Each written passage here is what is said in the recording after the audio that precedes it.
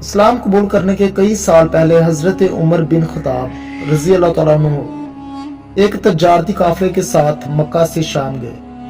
قافلے میں قریش کے کئی اور بڑے سردار بھی شامل تھے۔ یہ قافلہ شام کے ایک بڑے شہر دمشق گیا۔ وہاں اپنا مال بیچ کر مکہ واپس روانہ ہوئے۔ تھوڑا سا فاصلہ طے کر کے حضرت عمر کو یاد آیا ان کے ایک رشتہ دار خاتون نے انہیں کچھ سونا دیا تھا کہ اسے بیچ کر اسے کچھ کپڑے وغیرہ لے آنا۔ انہوں نے اپنے ساتھیوں سے کہا، فلاں عورت کا کام کرنے دمشق واپس جا رہا ہوں، کوشش کروں گا یہ کام کر کے جلدی واپس آ جاؤں۔ حضرت عمر دمشق واپس گئے تو بازار بند ہو چکا تھا۔ مجبوراً وہ ایک مسافر خانے ٹھہر گئے اور سو گئے۔ تھوڑی دیر بعد اللہ کا ایک بندہ مسافر خانے میں آیا۔ اس نے حضرت عمر کو جگایا اور اپنے ساتھ اپنے گھر لے گیا۔ بات واضح نہیں تھی کہ وہ شخص پہلے ہی حضرت عمر کو جانتا تھا۔ ان نے حضرت عمر کی بڑی خاطر مدارت کی۔ کھانا کھا کر وہ تو سو گئے، لیکن ان کا میزبان رات بھر عبادت کرتا رہا۔ صبح کو حضرت عمر بیدار ہوئے تو ان کے میزبان نے کہا، اکیلے بازار مت جانا، بازار میں اکثر لٹیرے مسافروں کو لوٹتے ہیں۔ یہ کہہ کر وہ سو گیا، کیونکہ وہ رات بھر جاگتا رہا تھا۔ حضرت عمر نے اسے جگانا مناسب نہ سمجھا اور اکیلے ہی بازار چلے گئے۔ ابھی بازار کھلا بھی نہیں تھا، وہ بازار کھلنے کا انتظار کرنے لگے۔ کچھ دیر بعد ایک عیسائی پادری اپنے نوکروں کے ساتھ آیا اور حضرت عمر کی طرف اشارہ کر کے اپنے نوکروں کو حکم دیا، اس شخص کو پکڑ لو، یہ گرجے کا کام بہت اچھی طرح سے کرے گا۔ اس زمانے میں حضرت عمر بہت تنومند پہلوان تھے۔ پادری کے نوکروں نے حضرت عمر کو پکڑ لیا اور ایک پرانے گرجے میں لے گئے۔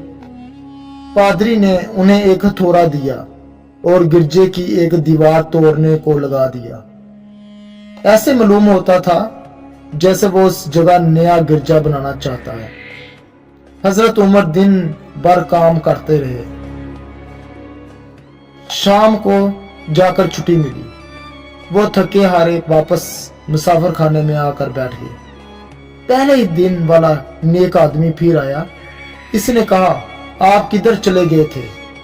حضرت عمر نے سارا قصہ بتا دیا۔ وہ شخص آج بھی ان کو اپنے گھر لے گیا اور ان کو بڑی خاطر مدارت کی اور تاکید کی کہ کل بازار جاتے وقت مجھے ساتھ لے جانا۔ وہ عبادت میں مشغول ہو گیا اور حضرت عمر سو گئے۔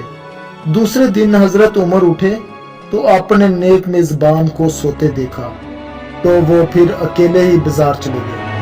اتفاق سے وہی پادری اپنے نوکروں کے ساتھ آیا اور حضرت عمر کو پکڑ کر ساتھ لے گیا۔ انہیں غصہ تو بہت آیا، لیکن کیا کرتے، غیر ملک میں وہ اکیلے تھے اور کوئی ہتھیار بھی نہ تھا۔ دوسری طرف پادری کے ساتھ ساتھ نوکر تھے، وہ سب ہتھیار بند تھے۔ پہلے دن کی طرح ہی حضرت عمر ہتھوڑے کے ساتھ دیوار توڑنے لگے۔ جب دھوپ تیز ہوئی تو پادری اور نوکر انہیں کام میں مشغول دیکھ کر چلے گئے اور حضرت عمر دیوار کے سائے میں دم لینے بیٹھ گئے۔ اتنے میں وہ پادری گھوڑے پر چپکے سے آیا، حضرت عمر کے سر پر ضرب لگائی اور کہا، ہم سب گھر گئے تو نے کام ہی چھوڑ دیا۔ اب حضرت عمر کو صبر کی تاب نہ رہی۔ انہوں نے ادھر ادھر نظر دھرائی، ہر طرف سناٹا تھا۔ پادری کو گھوڑے سے کھینچ کر نیچے کر لیا اور اس کے سر پر ہتھوڑے مارنا شروع کر دیا۔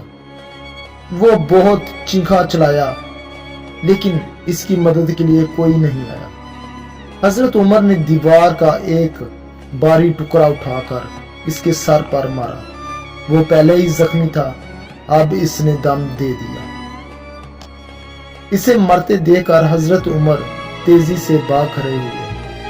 جس راستے دمشق آئے تھے وہ راستہ چھوڑ کر ایک دوسرے راستے چلنے لگے۔